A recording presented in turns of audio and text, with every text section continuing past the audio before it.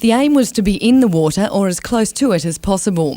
Vessels of all ages tussled for harbour space, the old outdoing the new, if not in speed but style. A weekend like this is a chance to use the harbour that is normally a commercial enterprise into a leisure and recreation playground. The centrepiece of the National Maritime Festival, two tall ships dominated the skyline, groaning under the weight of sun lovers keen to cruise the day away. Others worked harder, putting some grunt into an older form of transport. With crowd figures outnumbering last year's effort, seating was scarce, only the lucky managing a pole position along the foreshore. All excess funds from this event go back into the Regional Maritime Museum to help it with its displays and its restoration work. Organisers hope to raise more than $50,000 from the weekend. Vanessa Spark, NBN News.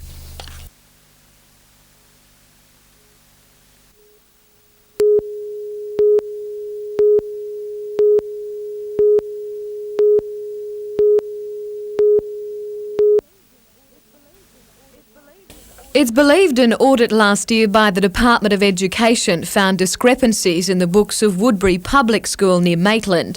Today, 46-year-old Sharon Corbin, the school's principal, appeared in Maitland Court, charged with 39 counts of dishonestly obtaining benefit by deception. She entered no plea. Police allege that between June 1995 and March last year, Sharon Corbin supplied false documentation to draw cheques from the school's government grants account, money set aside for the daily running of the school. In all, it's claimed she dishonestly obtained more than $11,000. When school returns tomorrow, Woodbury Public School will have an acting principal. Sharon Corbin won't be at school. A decision will be made on her teaching future when the matter is resolved in court. Jodie McKay, NBN News.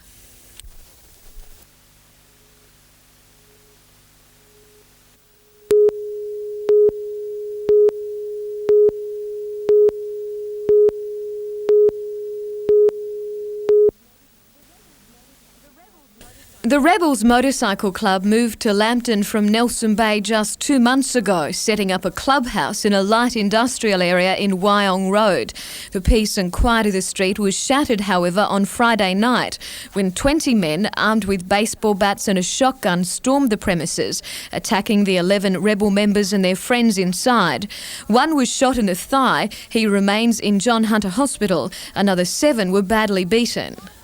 Despite the violence, the victims remain tight-lipped about who was responsible. Investigating police also refusing to comment, saying the situation is extremely delicate.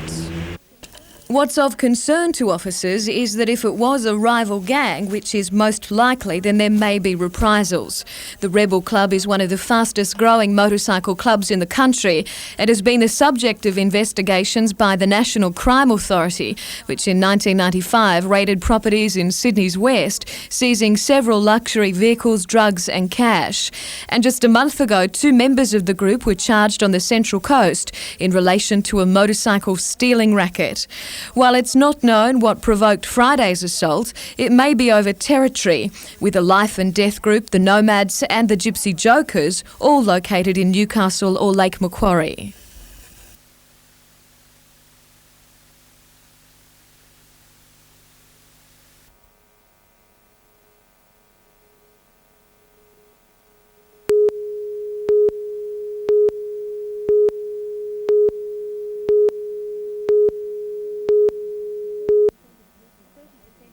30% of people over 80 have Alzheimer's disease, an illness that affects nerve cells in the brain, causing confusion and memory loss. The cause is unknown and there's very little that can be done to help sufferers, but a simple observation may prove to change all that. People started to notice, an early study was from Sydney, but there are now been studies in several continents, that people who had arthritis were not getting Alzheimer's disease. And it wasn't because they'd had arthritis, it's because they'd taken anti-inflammatory drugs. Early research shows that anti-inflammatory drugs like aspirin may be able to protect nerve cells from degenerating by stabilising the small blood vessels in the brain. The discovery was discussed at this year's National Neuroscience Conference in Newcastle, an opportunity for medical workers to pool research and talk about problems affecting the nervous system. These conferences are the lifeblood of an active research society. While Professor Stone can't promise to reverse the effects of Alzheimer's, his discovery may help stop its development. Clinical trials are planned during the coming months at the University of Sydney. Vanessa Spark, NBN News.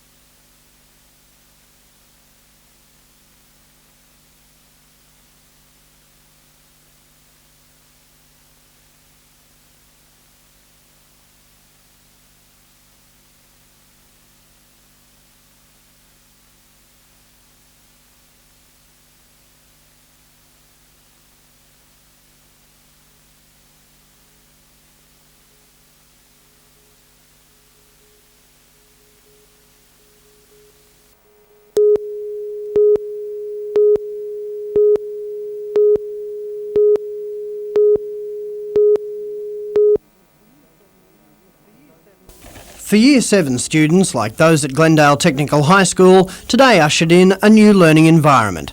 High school means different classrooms with different teachers and a variety of different subjects. It also means going from the top of the primary school tree to the bottom of the high school pile. Most of them today are very, very nervous. They're very apprehensive about being at high school.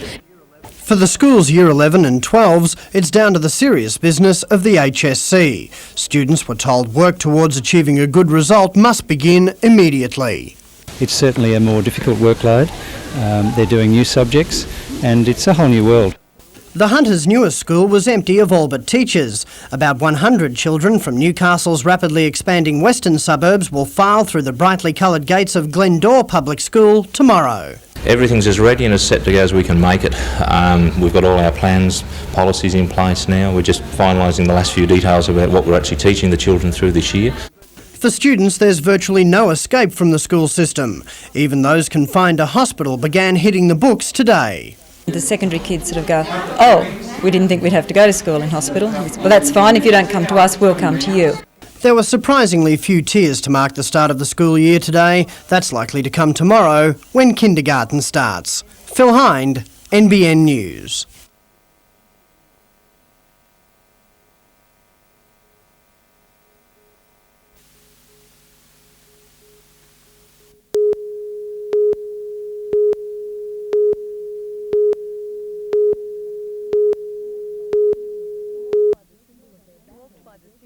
Dwarfed by the symbol of their battle, this small but angry band of residents is defiant. Their fight to stop developers building a multi-million-dollar tavern at the Thornton Shopping Centre is gathering momentum. It's a nice, quiet area and we do not need a hotel. It looks like I'll probably have to move out from where I am. As a mother, I can say that security is a very big thing to a family. The developer Doug Williams plans to expand his existing bottle shop and take over adjoining buildings, creating a tavern with 2 bars and a bistro. If the past is anything to go by, the residents' action may pay off. Just 2 years ago, a similar application to build a hotel on this site was rejected by council because of community pressure. Mr Williams refused to comment today but claims he's one step ahead of the protesters, collecting more than 450 signatures on a petition supporting his venture. But it may not be enough. Noise restrictions could scuttle his plan. The applicant certainly needs to demonstrate that the tavern can operate, within accepted guidelines, particularly with the noise. The development application is on public display until Thursday. A decision should be made by Maitland Council in the next few months. Vanessa Spark, NBN News.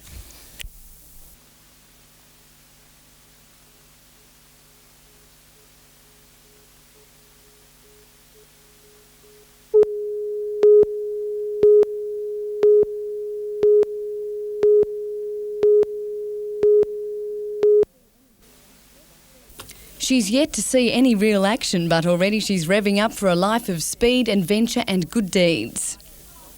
The 5-speed Volkswagen was undergoing close scrutiny today, put to the test by the experts. The vehicle would have a much lower maintenance cost than our current Ford F-Series as far as fuel cost goes.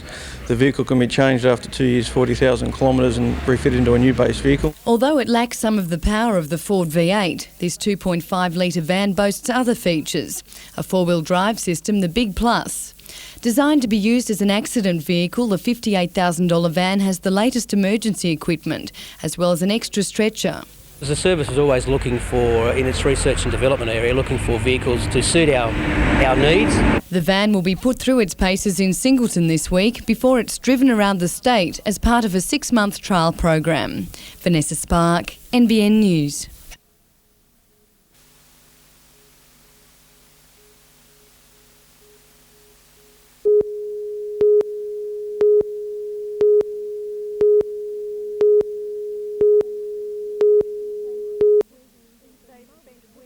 They've spent weeks, even months, preparing their children for big school. But today the cajoling began in earnest. Fighting tears and clutching hands, 75 wide-eyed children turned up to the Junction School for their first day. Principal Jan White admits it's a daunting experience and not just for the new students. You know, parents probably find it a big step in having that break with their children, particularly when it's the first one to come to kindergarten. The school's buddy system aims to make it a less traumatic time for all. A senior student is assigned to each new child to show them around the school and explain the routine. I think it's probably one of the most exciting days of their lives. It wasn't long before the tears were forgotten. Classroom games and new friends a welcome distraction. At the same time, the Hunter's newest school opened its doors. 100 students christening Glendore Public's playground and classrooms. Built to cater for the expanding Minmi Maryland area, the school is expected to grow to 300 students within a few years. Sarah Griffiths, NBN News.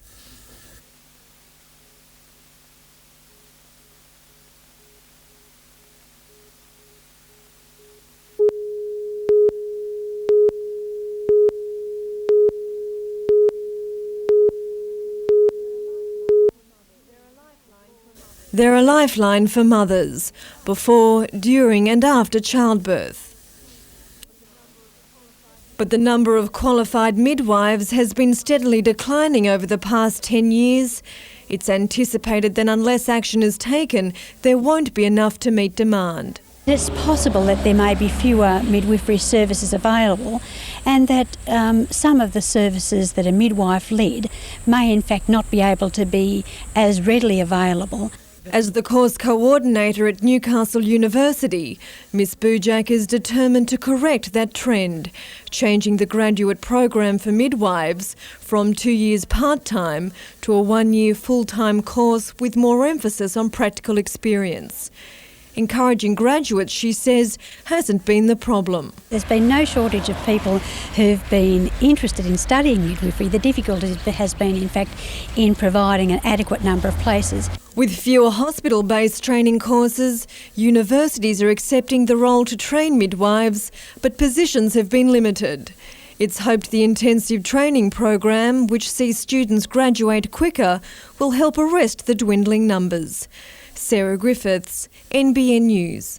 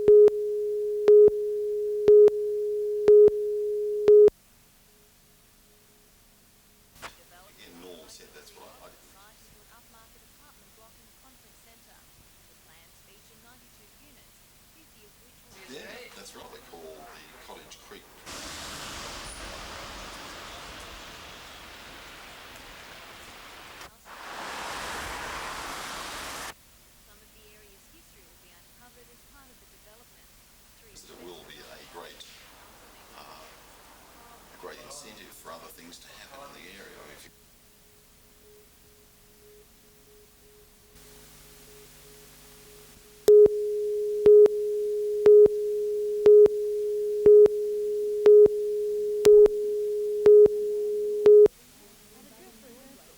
At a dress rehearsal, 14 budding Broadway stars belted out one musical hit after another. It's the Newcastle Dramatic Art Club's annual review called Stages Forever Yesterday. Starring as the old hoofer reminiscing Broadway hits is acclaimed Newcastle performer Alan Richards.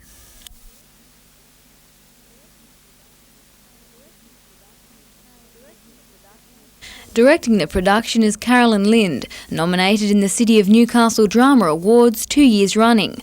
Old favourites such as Can Can and Follow the Band will be performed, as well as some contemporary numbers from the popular musical Cats. The review opens tomorrow night. Simone Cobb, NBN News.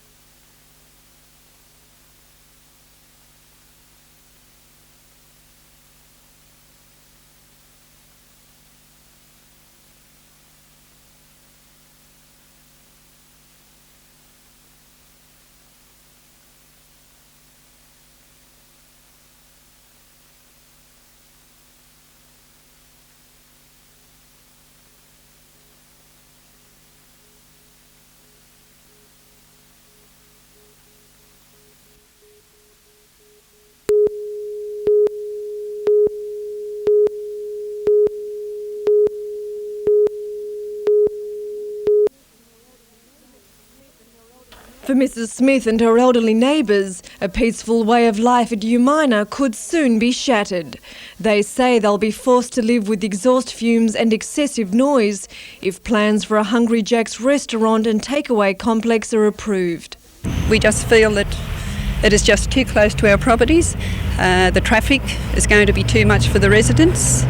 The 40-seat fast food outlet would be part of this Shell service station on Osborne Road, but it's the planned drive-through service that is angering residents. Although a 2.5 metre fence would separate the properties, Mrs. Smith says it's an inadequate buffer for the bedrooms and living areas facing the development. Well, we would like to see it put somewhere else, you know, and not to disrupt our lifestyle. The locals are determined to fight the project, a letterbox drop winning support from more than 200 residents. Gosford Council says it's considering their plight. Those issues have been investigated, and there are conditions which will be attached to any consent, if the council issues a consent, which will mitigate those concerns. Residents will meet with council representatives on the site next Tuesday, the matter to be discussed at a council meeting that night. Sarah Griffiths, NBN News.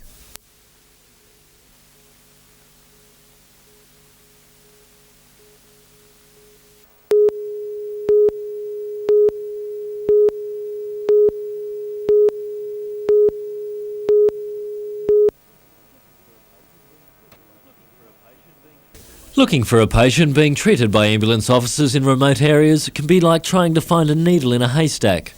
The traditional navigation methods are usually accurate to within 5 to 10 kilometres.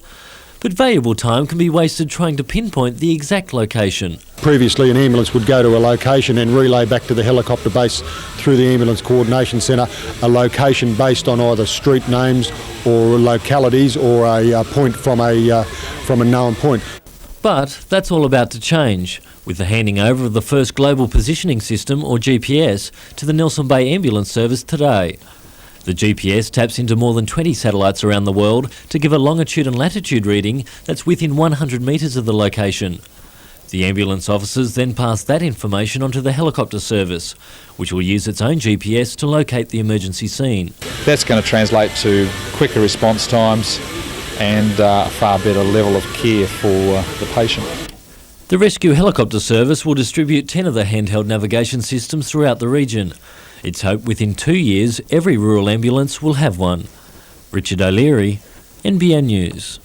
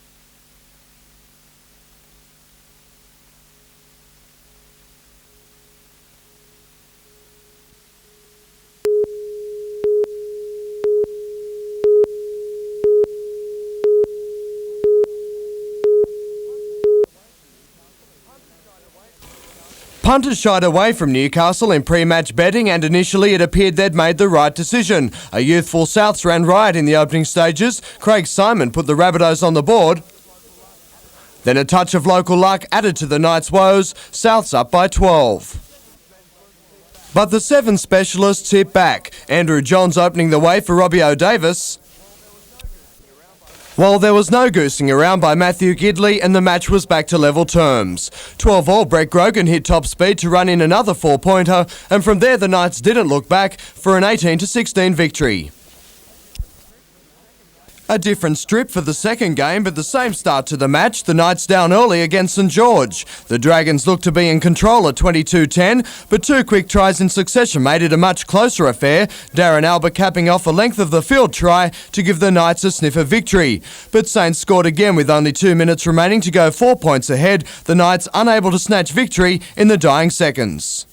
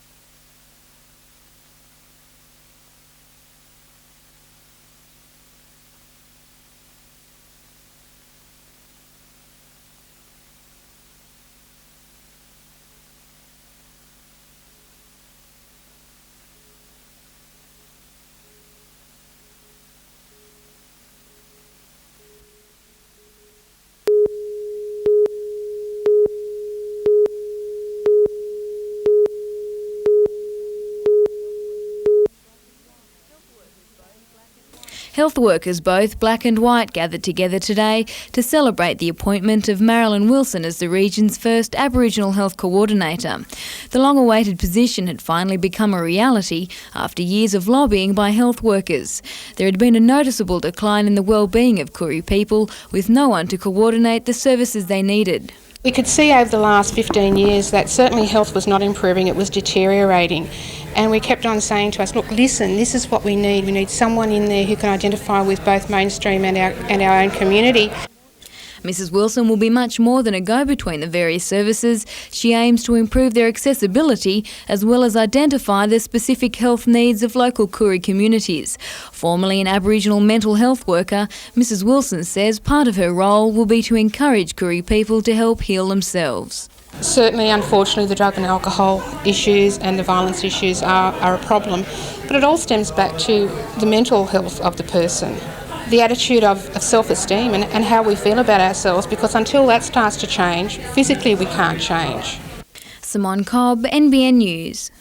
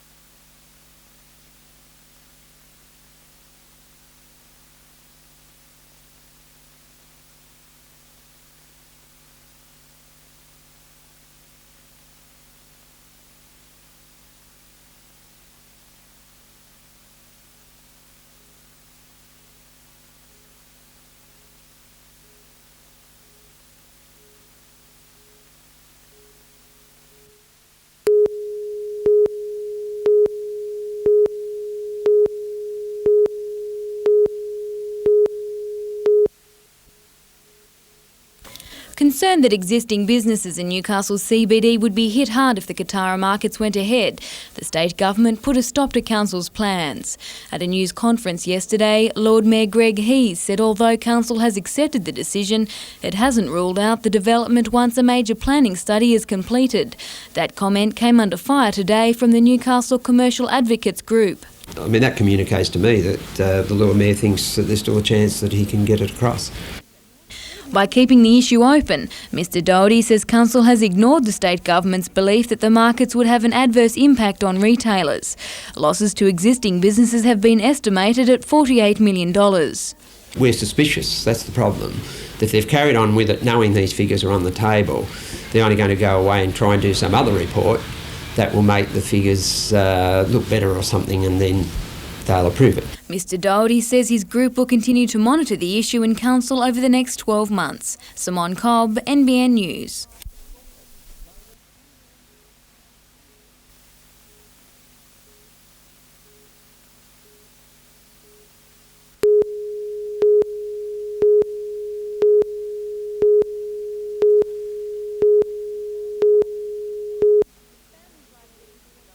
It's families like these in developing countries around the world who directly benefit from dollars raised. With the coming of Lent, the Catholic Church's fundraising arm Caritas today launched its 33rd Project Compassion campaign in the Hunter. During this time, we ask people in our Catholic parish churches to think about the reasons for poverty and injustice in our world, but also to make that something concrete by putting money in a Project Compassion box. Special guest at the launch in Newcastle, Zambian aid official Parika Nyarenda today thanked Hunter congregations for their past generosity. These funds are very important to us. As you know, Zambia is a very poor country with enormous problems. One of Africa's poorest nations, she says the funds have helped Zambia at the grassroots level. The money has been spent on clean water projects, skills training for youth and literacy programs. Sister Parika says she hopes her presence in Australia shows givers that donated dollars do make a difference. Simone Cobb, NBN News.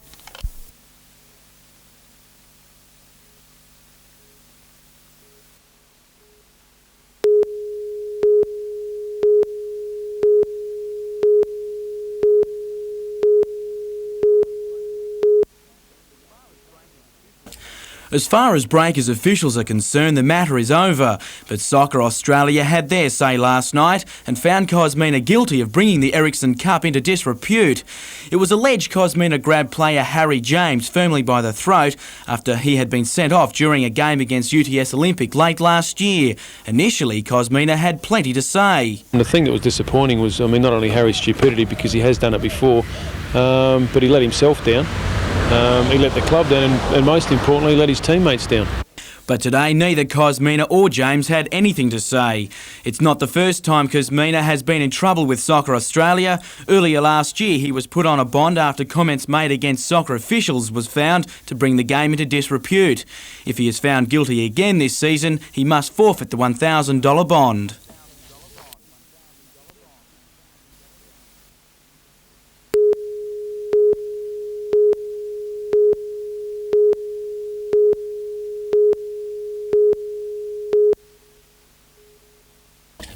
"27-year-old Darren Hirth savagely bashed Rochelle Vale with a baton before dumping her in a bath with a live electrical appliance.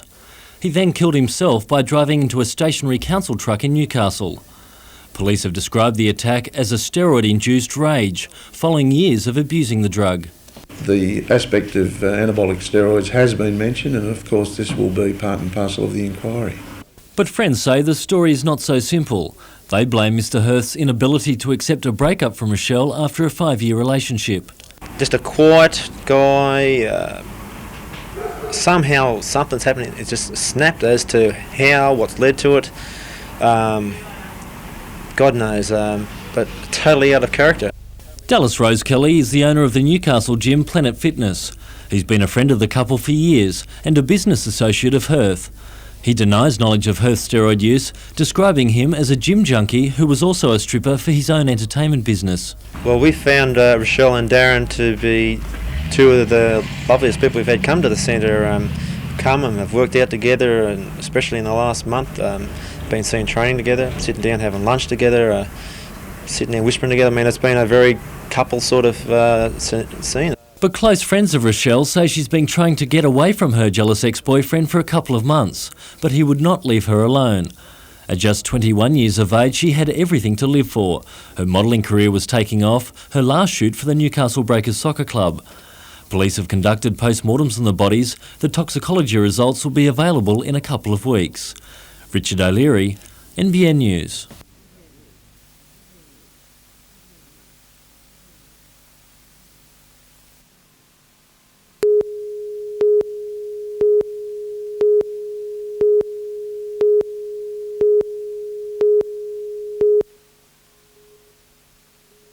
The exclusive Grangewood School for Girls has a long tradition of moulding their young charges into model upper-class citizens.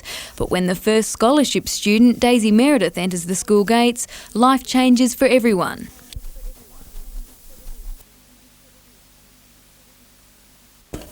Daisy, a tomboy of a good but poor family, must overcome the schemes enacted by some villainous classmates who look down upon her breeding. A combination of song and soliloquy, the play stars Stacey Sullivan as Daisy.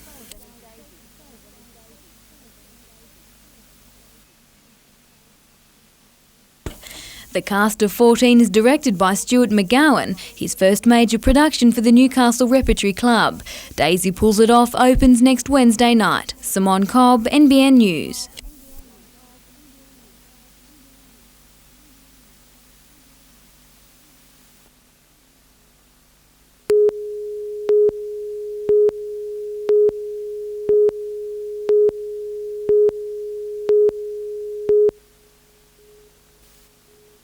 The Australian Koala Foundation and the state government today presented a united front on the protection of koala habitat areas. Foundation Executive Director Deborah Tabart has spent the last 2 days inspecting one of the nation's most crucial koala populations. The atlas that we have and the Port Stephens Koala Management Plan, I think, could actually lead the way towards a national strategy for koalas.